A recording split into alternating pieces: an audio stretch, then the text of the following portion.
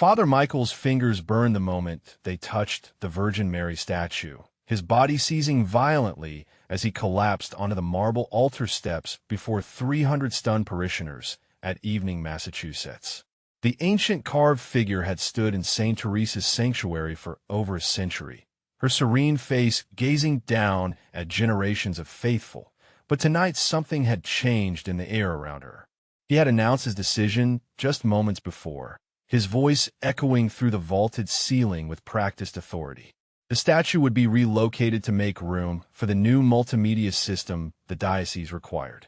Progress demanded sacrifice, even of beloved traditions that no longer served the modern church's mission.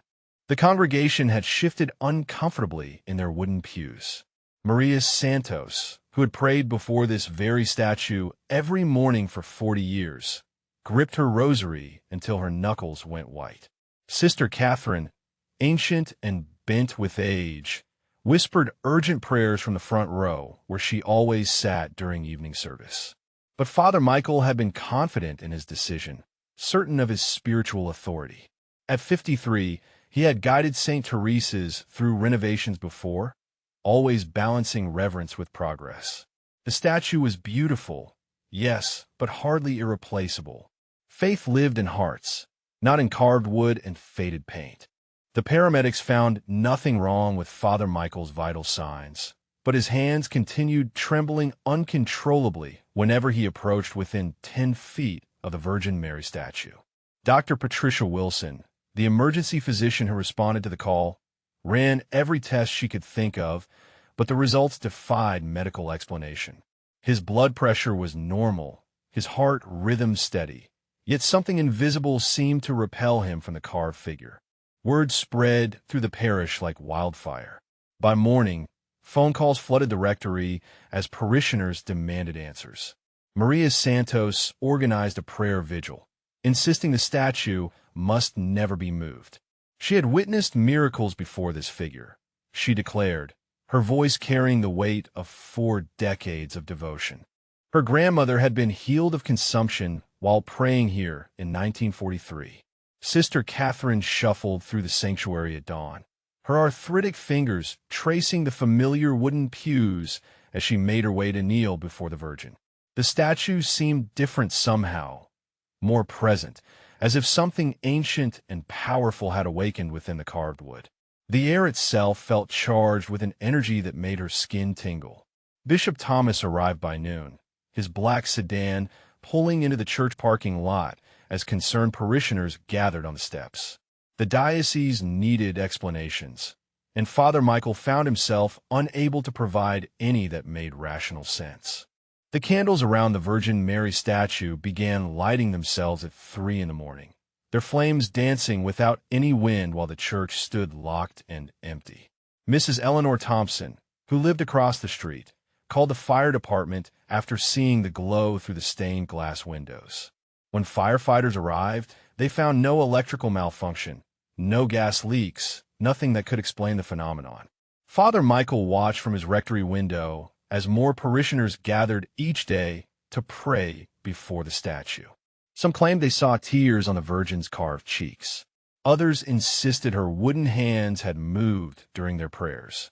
Dr. Wilson returned twice that week, drawn by scientific curiosity she could not explain, documenting each impossible event with growing bewilderment. The diocese grew impatient. Bishop Thomas demanded the statue's removal proceed as planned, supernatural episodes or not. But every worker who attempted to approach the figure experienced sudden dizziness, inexplicable fear, or equipment malfunctions. Power tools died without cause. Ladders toppled on their own. Even the church's longtime handyman, Robert Davis, refused to return after his hammer flew from his grip when he tried to remove the mounting brackets. Father Michael's isolation deepened as the community chose sides. Half the parish called him a fool for challenging divine will. The other half questioned his fitness to lead, whispering that perhaps his collapse had damaged more than just his body. Father Michael's headaches began on the 4th day, sharp pains that struck whenever he tried to plan the statue's removal. Sleep became elusive as nightmares filled with carved wooden eyes haunted his rest. His sister, Jennifer, called from Portland, having heard rumors through their extended family network. Her voice carried the worried tone she had used when they were children and he had gotten into trouble. Dr. Wilson ordered blood tests, brain scans, even consulted specialists in neurology and psychiatry. Every result came back normal. Yet Father Michael's condition worsened daily. His hands shook so violently during morning mass that he could barely hold the communion chalice. Parishioners exchanged concerned glances as his voice cracked during prayers, the confident authority they had known for 15 years crumbling before their eyes. The church council met in emergency session. Thomas Anderson, the treasurer, demanded answers the priest could not provide. Sandra Phillips, who taught Sunday school, suggested maybe they should listen to what God was trying to tell them through these events.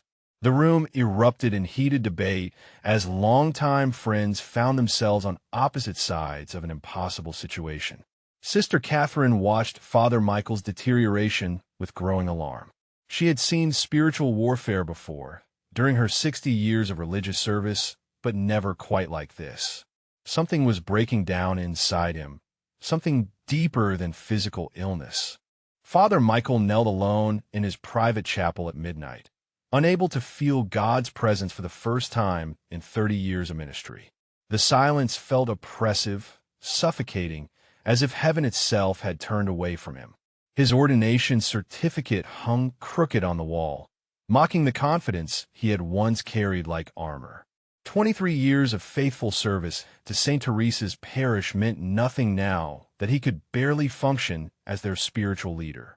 His sermon notes lay scattered across his desk, crossed out and rewritten until the pages resembled a battlefield of doubt. How could he preach about faith when his own fell shattered? The words that had once flowed like water from his lips now stuck in his throat like broken glass. Sunday morning loomed ahead like a mountain he could not climb. Jennifer arrived unexpectedly Friday evening, her face etched with worry as she embraced her younger brother. She found him thinner, hollow-eyed, speaking in whispers about divine punishment and spiritual failure. The confident priest who had officiated her wedding 8 years ago seemed like a stranger wearing her brother's face. The Virgin Mary statue continued to draw crowds, while Father Michael withdrew deeper into isolation. Maria Santos led evening rosaries that he could not bear to attend. Even his morning walks through the cemetery, which had always brought him peace, now felt like trudging through spiritual wasteland where God's voice had gone silent. The parish council meeting erupted into chaos as voices rose above the fluorescent-lit conference room. Thomas Anderson slammed his ledger shut, declaring Father Michael unfit for leadership. The church's finances were suffering as attendance plummeted, donors withdrew support, and the diocese threatened intervention. Half the congregation had stopped coming to Mass entirely, unwilling to witness their priest's continued deterioration. Maria Santos stood defiantly in the back row, rosary beads clicking as she spoke with fierce conviction. The Virgin Mary had chosen to manifest her power in their church, she declared, and anyone who could not see the miracle was spiritually blind. Sandra Phillips nodded agreement, tears streaming down her weathered cheeks as she recounted her daughter's recent healing from pneumonia after praying before the statue. Bishop Thomas arrived with 2 assistants and a manila folder thick with complaints. The diocese could no longer ignore the situation. Father Michael sat silent as accusations flew around him like bullets. Parishioners shouted over each other, friendships of decades dissolving in bitter arguments about faith, reason, and divine intervention.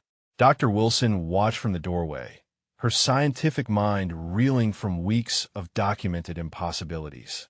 The rational part of her wanted to recommend Father Michael's immediate medical leave, but something deeper whispered that removing him now would only make the situation worse. The community was fracturing along spiritual fault lines that ran deeper than anyone had imagined. Father Michael collapsed to his knees before the Virgin Mary statue at 3 a.m, his pride finally shattered by weeks of spiritual drought. The sanctuary stood empty except for the flickering votive candles that had somehow remained lit for days without replacement. Through tears he had not allowed himself to shed in 30 years of ministry, he whispered the words that felt like swallowing broken glass. "Forgive me." The moment his confession escaped his lips, warmth flooded through his trembling hands. The crushing weight that had pressed against his chest for weeks lifted like morning fog. For the first time since that terrible evening when he had announced the statue's removal, he could breathe without pain stabbing through his ribs. Sister Catherine found him there at dawn, prostrate before the carved figure with tears of joy streaming down his face. The ancient nun had risen early for morning prayers and discovered their priest transformed, his hollow cheeks filled with color, his shaking hands steady for the first time in weeks. She knelt beside him without words, understanding that she was witnessing the end of a spiritual battle. The Virgin's carved face seemed softer in the early light, her wooden features radiating a peace that filled the entire sanctuary. Father Michael rose slowly, his movements fluid and confident, the man who had collapsed in supernatural judgment, now standing in supernatural grace. The silence that had tormented him for weeks gave way to whispered thanksgiving. Father Michael stood before his congregation that Sunday morning, his voice clear and steady for the first time in weeks as he confessed his spiritual pride from the pulpit. He had treated the Virgin Mary statue as mere decoration, he admitted, dismissing the deep faith it represented in favor of modern convenience. His collapse had been divine correction, teaching him that sacred things deserved sacred respect. The sanctuary fell silent as 300 parishioners absorbed their priest's public repentance. Maria Santos dabbed tears from her eyes while Thomas Anderson shifted uncomfortably in his pew, uncertain how to process this dramatic reversal. Dr. Wilson sat in the back row, her scientific mind struggling to reconcile the broken man she had examined with the restored figure, now speaking with quiet authority. After Mass, Father Michael approached each person who had defended the statue, asking forgiveness for his dismissive attitude toward their devotion. He knelt before elderly Mrs. Rivera, whose arthritic hands had polished the statue's base every week for 40 years, acknowledging that her faithful service had been more valuable than any multimedia system the diocese might install. Sister Catherine watched with quiet satisfaction as her priest began the slow work of rebuilding trust. The supernatural phenomena had ceased with his repentance, but the deeper healing would require patience and humility. Grace had broken through his pride, but restoration demanded action. Father Michael spent the afternoon kneeling before the Virgin Mary statue, praying for wisdom to lead his fractured community back to unity. The first signs of healing appeared during Wednesday evening Mass, when Mrs. Patterson brought her infant grandson, born premature and struggling with breathing problems. As she knelt before the Virgin Mary statue, the baby's labored breathing eased into peaceful sleep. Dr. Wilson, who had begun attending services regularly since witnessing the inexplicable events, confirmed the child's improvement defied medical expectations. Father Michael watched with wonder as his congregation slowly reunited around shared witness of divine grace. Thomas Anderson, who had called for the priest's removal just weeks earlier, now served as head usher, greeting families with newfound warmth. The treasurer's rigid skepticism had softened after his own wife experienced sudden relief from chronic pain during prayer before the statue. Jennifer extended her stay in town, amazed by her brother's transformation from the broken man she had found to this humble servant who radiated quiet joy. She joined the evening rosary groups that Maria Santos led, finding comfort in prayers she had abandoned years ago. The church felt alive again, filled with an energy that seemed to emanate from the carved wooden figure at its heart.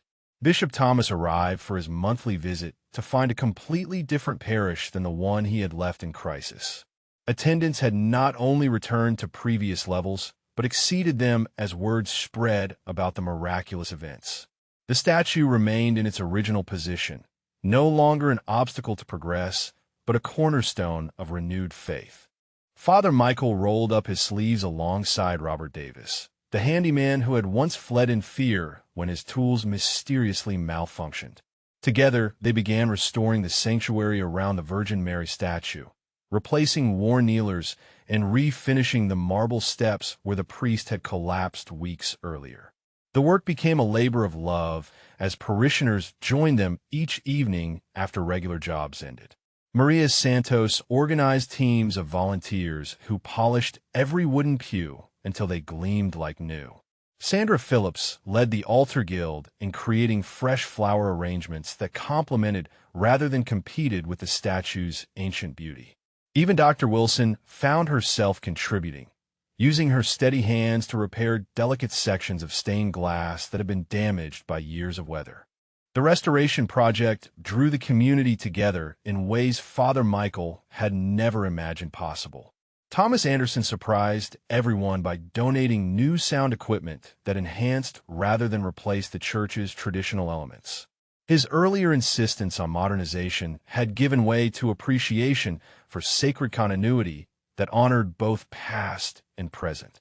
Sister Catherine supervised the cleaning of the statue itself, her arthritic fingers gentle as she removed decades of dust and candle wax from the Virgin's carved robes.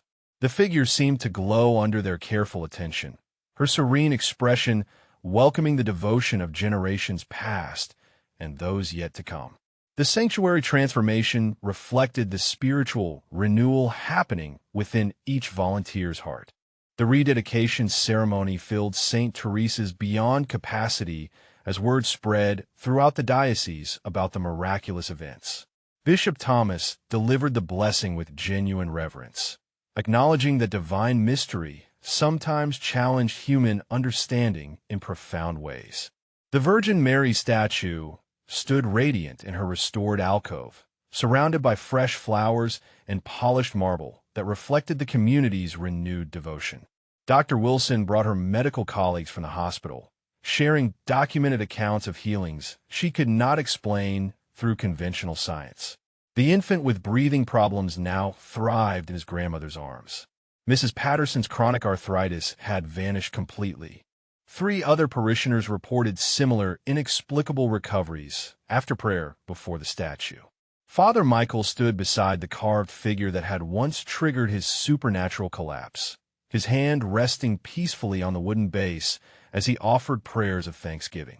The trembling that had plagued him for weeks was completely gone, replaced by steady confidence rooted in humility rather than pride. His sister, Jennifer, wept quietly in the front pew, witnessing her brother's complete transformation. The ceremony concluded with the entire congregation praying the rosary together, their voices rising in harmonious unity that filled every corner of the restored sanctuary. Maria Santos led the final decade, while Sister Catherine's ancient voice carried the closing Ave Maria. The community that had nearly fractured in division now stood stronger than ever, bound together by shared witness of divine grace and the healing power of humble faith.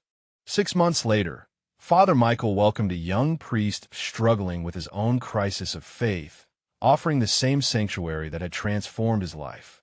Father David Rodriguez arrived broken and defeated, questioning his calling after a parish scandal had destroyed his confidence. The Virgin Mary statue stood ready to work another miracle of humility and grace in a heart that needed healing. Dr. Wilson published her findings in a medical journal, carefully documenting the unexplained healings while acknowledging the limitations of scientific understanding when confronted with divine mystery. Her colleagues remained skeptical, but she had witnessed too much to deny the reality of supernatural intervention in human affairs. The parish had become a pilgrimage destination for those seeking spiritual renewal. Maria Santos led guided tours, sharing testimonies of miraculous healings and community transformation. Sister Catherine, now 93, continued her daily prayers before the statue, her arthritic hands still steady enough to light the votive candles that burned in constant offering. Father Michael concluded each evening service by kneeling before the Virgin Mary statue, grateful for the divine correction that had saved his soul from the pride that nearly destroyed his ministry. The carved wooden figure gazed down with eternal serenity, her presence a constant reminder that sacred things deserved sacred respect, and that God's grace could transform even the most stubborn hearts willing to surrender their pride and embrace humble service to others seeking hope and healing. Have you ever experienced a moment when your pride was humbled by divine grace, or witnessed the sacred protecting itself in ways that defied explanation? Share your story in the comments below.